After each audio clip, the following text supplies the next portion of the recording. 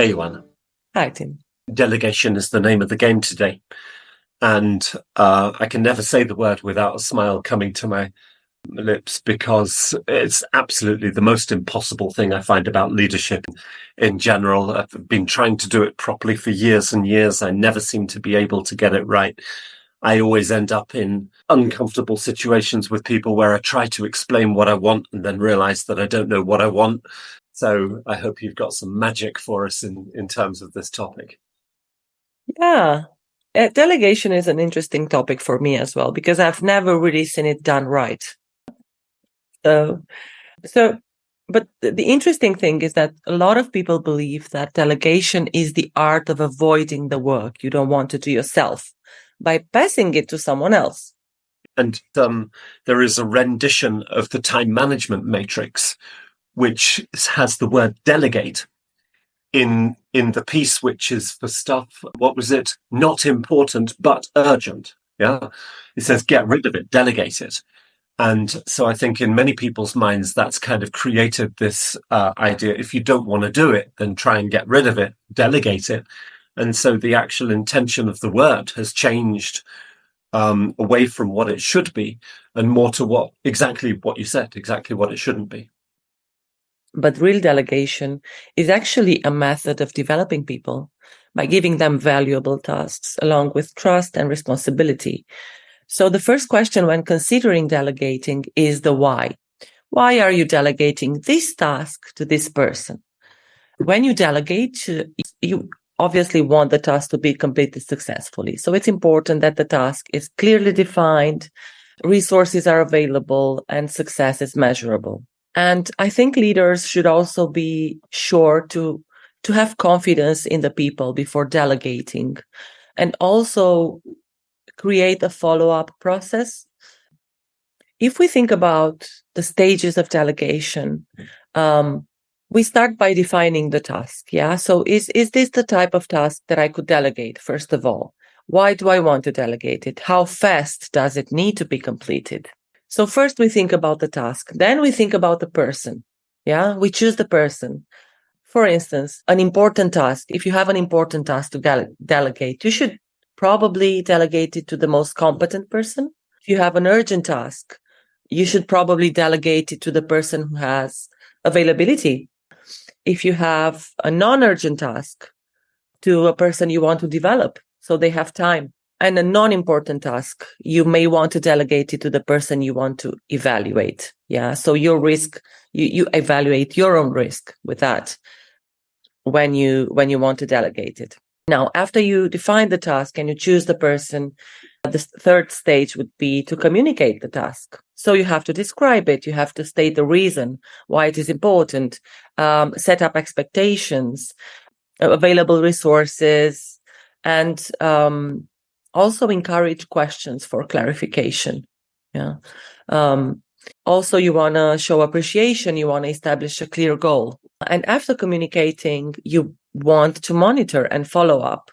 So you want to check the progress. You want to offer feedback. Probably you need to coach this person. And you have to resist the temptation to intervene.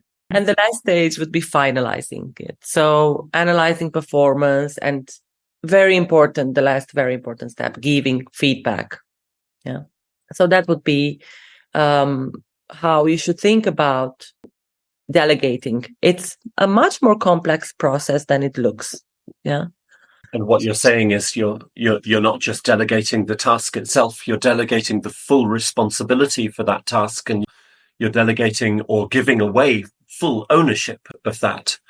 Yeah. So linking back to our function, task and role, leaders being responsible for decision and control and evaluation and judgment, you're to a certain extent, or not even to a certain extent, you're fully delegating those pieces relative to this task. Yeah. So the SMART model, which you can, there you go, hand to God. SMART model is what we use to kind of visualize this or create a link onto this.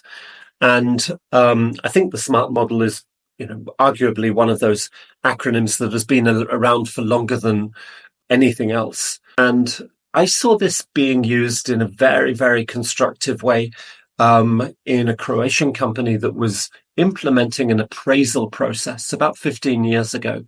And so it was their first attempt at getting the appraisal process really working properly.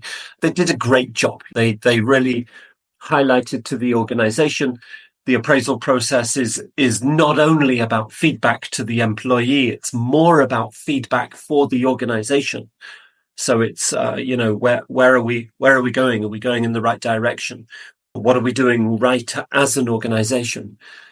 And so the appraisal process was then developed with that central theme in mind.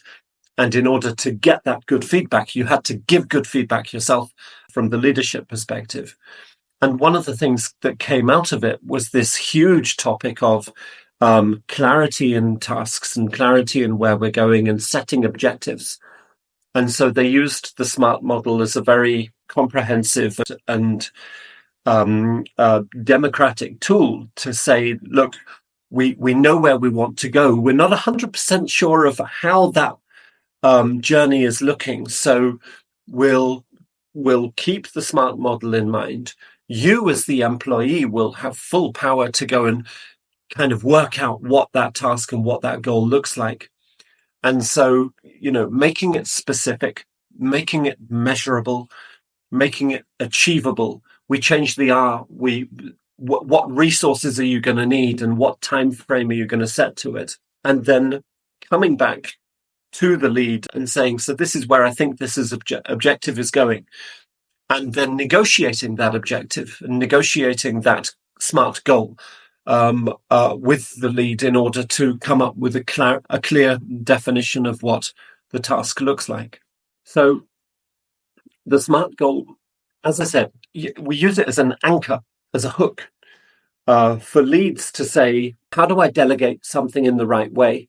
For anybody else to say, how do I set an objective so that it's going to fit the needs of the people who I'm giving service to? And in that way, making sure that tasks run as effectively as possible. What I found interesting, sorry, Joanna, you wanted to say something? No, I was thinking about how important it is to just be aware of this concept and at some point maybe hold your lead responsible for it, because you always get established goals together with your lead. And it's important, or if you get delegated particular tasks or goals, they give you a particular goal for this year, then it's so useful to be able to actually go through the SMART process and actually see if it's achievable, if you have the resources, if you're ready to tackle it. Very interesting that you should say that. 3 weeks ago, we had a middle management group, so a group of people collectively responsible for about 500 employees. And they said one of their greatest challenges was the fact that the goals that they were trying to deal with from top management and the executive level were not SMART at all. So they were very vague, very wishy-washy. And it really did highlight the fact that as you go up in the organization, the ability to be clear about goals gets much, much more difficult. And so there's challenges at all levels of the organization regarding objective setting. One final small point, another place where you see this is within the agile working model. There is a meeting which is called the refinement meeting, which is coming out of a planning process and having established all of the work packages that are there, and then refining the tasks, where something similar to the SMART model will generally be used as well. And what we found is that refinement meeting happens much better in a group of two than it does if you do it alone on your own and then take it to somebody to say, this is what I've refined and this is what I'm going to do. Because if you do it alone, even if you're an expert, you will feel very, very passionate about that's the way that it should be. And so changes are much less likely. But if you do it in a pair work constellation, then that negotiation principle or that exchange of ideas and that debate principle within the refining meeting happens right from the very beginning, which increases the potential quality and outcome of the eventually described task or work package. Mm-hmm. Absolutely. So SMART: objectives, delegation. That's that.